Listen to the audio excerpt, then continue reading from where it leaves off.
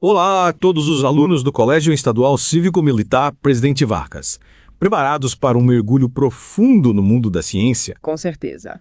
É com muita alegria que dedicamos este episódio, especialmente a vocês que estão participando do projeto Investigação e se preparando para a avaliação internacional do PISA. Uma iniciativa fantástica da escola, mobilizando professores e organizando atividades em grupo. É inspirador ver o entusiasmo de vocês em aprender e se preparar para esse desafio global.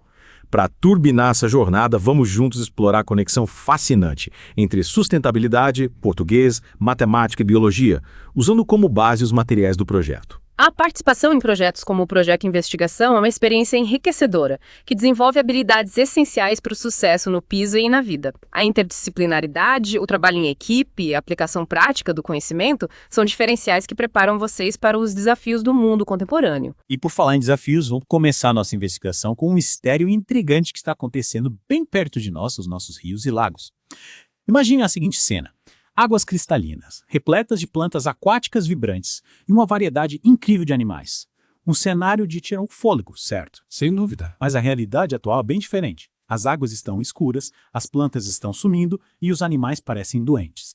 E para aumentar o suspense, circulam boatos de uma doença misteriosa que estaria afetando até os moradores da região. É preocupante, de fato. Observar a mudança na cor da água, o desaparecimento da vegetação e o adoecimento dos animais é como receber um sinal de alerta da natureza. Algo está em desequilíbrio nesses ecossistemas. E a possibilidade de uma doença afetando também os moradores locais levanta ainda mais questões sobre as causas e as consequências dessas alterações. Diante dessa situação, o que podemos fazer? Entrar em pânico. De vez nenhum. Não. Vamos às ferramentas da ciência para desvendar esse mistério. E nossa primeira pista nos leva ao mundo microscópico, aquele que só podemos ver com a ajuda de um microscópio. Sabiam que nossos rios e lagos são como metrópoles vibrantes para uma infinidade de micro-organismos? Exatamente. Rios e lagos oferecem condições perfeitas para a vida desses seres minúsculos, como bactérias, algas e fungos.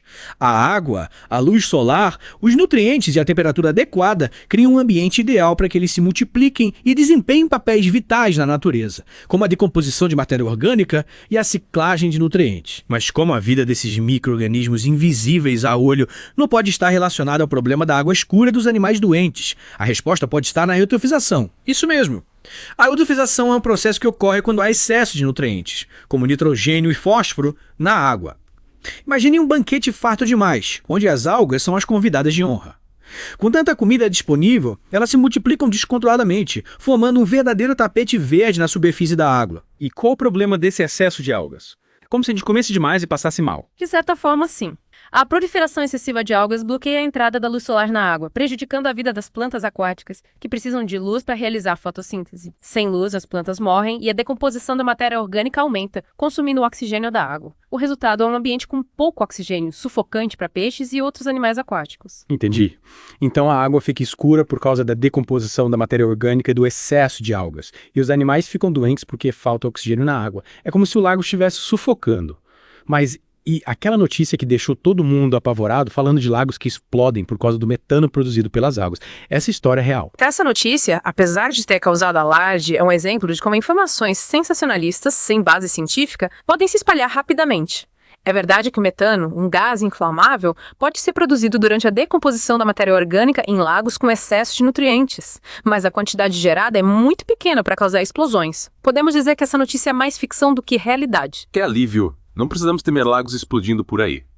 Mas se o metano não é o grande vilão da história, o que mais pode estar causando o escurecimento da água? Diversos fatores, tanto naturais quanto relacionados à ação humana, contribuem para o escurecimento da água. A presença de sedimentos em suspensão, por exemplo, após chuvas intensas ou em áreas com erosão, pode turvar a água. A decomposição natural de folhas e outros materiais orgânicos também libera substâncias que escurecem a água. E a ação humana, como impacta nesse processo? A poluição proveniente de esgotos domésticos e industriais, sem tratamento adequado, despeja na água uma grande quantidade de matéria orgânica, o que intensifica a eutrofização e escurecimento. O descarte inadequado de resíduos industriais, como corantes e metais pesados, também altera a cor da água. E a agricultura, com o uso de fertilizantes e agrotóxicos, contribui para a contaminação dos rios e lagos. Então a água escura é um sintoma de que a saúde do ecossistema não vai bem, mas e os animais doentes, qual a relação deles com esse problema todo?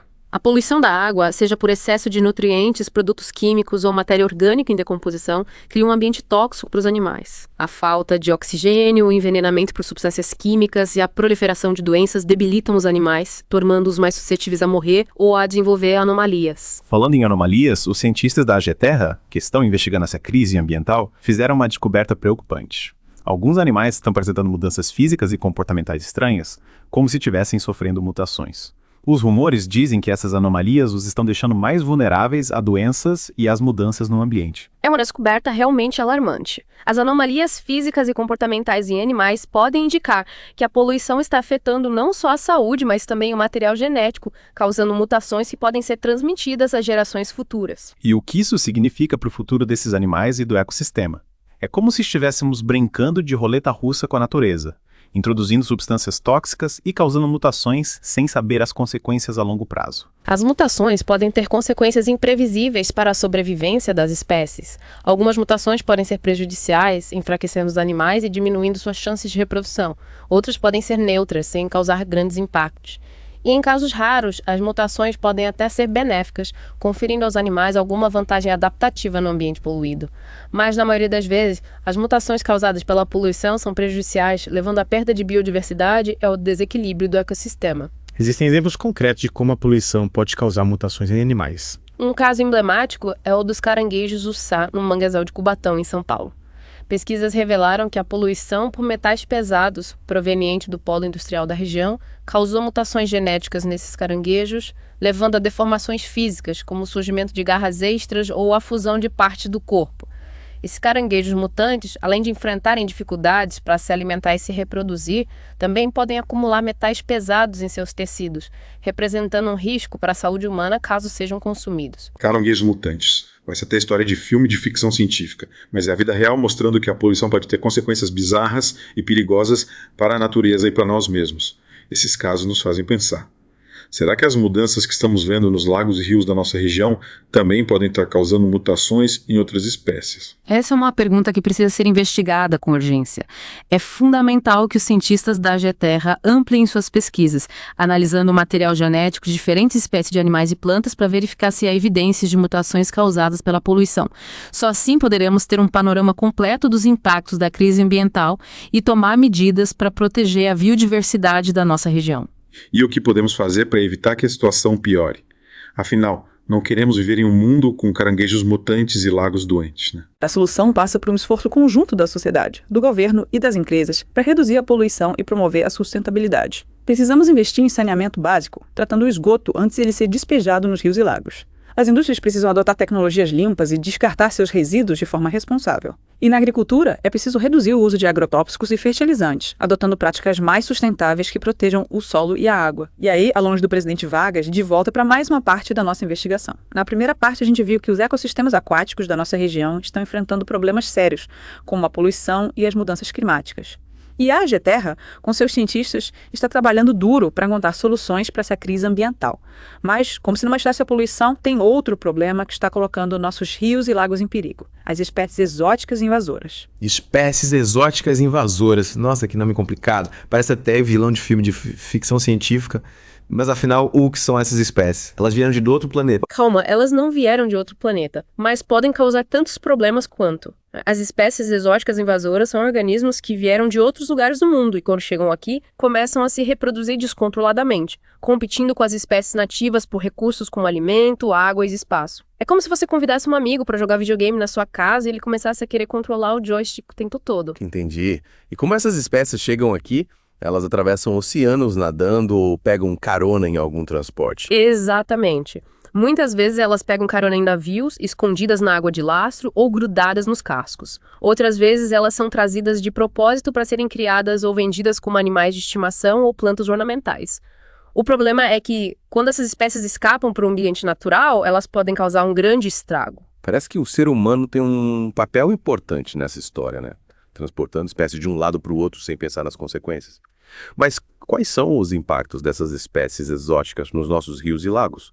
Elas realmente causam tanto problema assim. Imagine um quebra-cabeça onde cada peça representa uma espécie e todas se encaixam perfeitamente. É assim que funciona um ecossistema equilibrado. Mas quando uma espécie exótica invasora chega, é como se colocássemos uma peça de outro quebra-cabeça, que não se encaixa e bagunça tudo. Essas espécies podem causar a extinção de espécies nativas, reduzir a variedade de plantas e animais e até mesmo afetar a qualidade da água que bebemos. Que bagunça! E quais são os exemplos dessas espécies exóticas invasoras que estão causando problemas aqui no Brasil? Temos o caramujo gigante africano, que foi trazido para o Brasil na década de 1980 para ser criado como alimento, mas acabou escapando e se espalhando por vários estados. Ele se reproduz rapidamente e compete com os caramujos nativos, além de poder transmitir doenças. E tem mais algum exemplo? Sim, o peixe-leão, uma espécie originária do Oceano Índico e Pacífico, chegou ao Brasil provavelmente através do descarte de água de aquários. Ele é um predador voraz, que se alimenta de diversas espécies de peixes e crustáceos nativos, causando um grande desequilíbrio nas comunidades marinhas. Parece que a situação é preocupante. Mas o que podemos fazer para combater a introdução de espécies exóticas e proteger nossos ecossistemas? A prevenção é a melhor estratégia. Precisamos fortalecer a fiscalização nos portos e aeroportos para evitar a entrada de novas espécies invasoras. Também é importante ter cuidado ao comprar plantas e animais exóticos, certificando-se de que eles não são espécies invasoras e que não serão soltos na natureza. E se uma espécie invasora já estiver estabelecida no ambiente, o que podemos fazer? Nesse caso, o controle e a erradicação são as medidas mais importantes. Existem diferentes técnicas de controle, como a remoção manual, o uso de armadilhas e a aplicação de produtos específicos. Mas o mais importante é agir rapidamente para evitar que a espécie se espalhe ainda mais e cause danos maiores. Parece que a luta contra as espécies exóticas invasoras é um trabalho em equipe, que exige a participação de todos, cientistas, governantes e cidadãos. Mas, voltando à pergunta que você fez no final da primeira parte, qual a relação entre a introdução de espécies exóticas e a sustentabilidade? A introdução de espécies exóticas é uma ameaça à sustentabilidade, porque compromete a capacidade dos ecossistemas de fornecer os serviços essenciais para a vida humana, como água limpa, alimentos e regulação do clima. Quando um ecossistema é invadido por espécies exóticas, ele se torna menos produtivo, menos resiliente às mudanças e menos capaz de sustentar a vida. Nossa, sustentabilidade realmente é um assunto complexo e importante. Mas o que podemos fazer no dia a dia para contribuir para um futuro mais sustentável? Podemos fazer escolhas mais conscientes, como consumir produtos de empresas que se preocupam com a sustentabilidade, reduzir o consumo de água e energia, separar o lixo para reciclagem e evitar o desperdício de alimentos. Alunos, o futuro dos nossos rios e lagos depende de cada um de nós. A AGETerra conta com a ajuda de vocês para continuar investigando, desvendando mistérios e encontrando soluções para garantir um futuro sustentável para as próximas gerações. Fiquem ligados para a terceira e última parte do nosso mergulho profundo, onde vamos explorar mais a fundo a relação entre as espécies exóticas e a sustentabilidade. E aí, alunos do Presidente Vargas, de volta para mais uma parte da nossa investigação. Nas últimas partes, nós exploramos os problemas enfrentados pelos nossos rios e lagos, né? A poluição, a introdução de espécies exóticas. E como esses problemas estão conectados com a ideia de sustentabilidade. E agora, a gente vai mergulhar de cabeça na relação entre espécies exóticas e a sustentabilidade, respondendo àquela pergunta que ficou no ar. É verdade. No final da segunda parte, ficamos curiosos para entender melhor essa relação. Afinal, o que a introdução de espécies exóticas tem a ver com a sustentabilidade? Para entender essa relação, a gente precisa lembrar que a sustentabilidade é como um grande quebra-cabeça, onde cada peça representa um aspecto importante para garantir a saúde do nosso planeta, o bem-estar das futuras gerações. E as espécies exóticas invasoras, infelizmente, são peças que não se encaixam nesse quebra-cabeça, sabe? Causando um verdadeiro desarranjo. É como se a gente tentasse encaixar uma peça quadrada num buraco redondo, né? Não dá certo. Mas como exatamente as espécies exóticas prejudicam a sustentabilidade? Quando uma espécie exótica invasora se estabelece no novo ambiente, ela pode causar uma série de problemas que impactam diretamente na sustentabilidade, como a diminuição da biodiversidade, a perda de habitat para as espécies nativas e a alteração dos ciclos de nutrientes. Então, além de prejudicar o meio ambiente, as espécies exóticas invasoras também afetam a nossa vida. Exatamente. A introdução de espécies exóticas pode prejudicar a agricultura, a pesca, a saúde humana, até mesmo a economia. Por exemplo, algumas espécies invasoras podem se tornar pragas agrícolas, causando prejuízos para os agricultores e aumentando o preço dos alimentos, né? Nossa, parece que as espécies exóticas invasoras são um problemão sério para a sustentabilidade.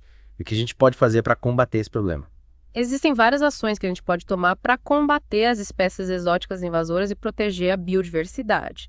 A prevenção é fundamental, né? É preciso ter cuidado para não introduzir novas espécies, seja através do transporte de plantas e animais, da água de lastro dos navios, ou do descarte inadequado de animais de estimação. Então, a responsabilidade é de todos, né? Desde os governos até os cidadãos comuns, para evitar a entrada de novas espécies invasoras e se a espécie já estiver estabelecida no ambiente. O que a gente pode fazer? Nesses casos, o controle e a erradicação são medidas importantes. Existem diferentes técnicas de controle, como a remoção manual, o uso de armadilhas e a aplicação de produtos específicos. No entanto, o mais importante é agir rapidamente para evitar que a espécie se espalhe ainda mais e cause danos maiores. E como nós, alunos do Colégio Estadual Cívico-Militar Presidente Vargas, podemos contribuir para combater esse problema. Vocês podem começar se informando sobre as espécies exóticas e invasoras que ocorrem na região de vocês, aprendendo a identificá-las. Também podem participar de ações de educação ambiental, conscientizando a comunidade sobre os riscos da introdução de espécies exóticas e a importância da preservação da biodiversidade. Que legal! Podemos usar o conhecimento que estamos adquirindo no projeto Investigação para ajudar a proteger a natureza da nossa região.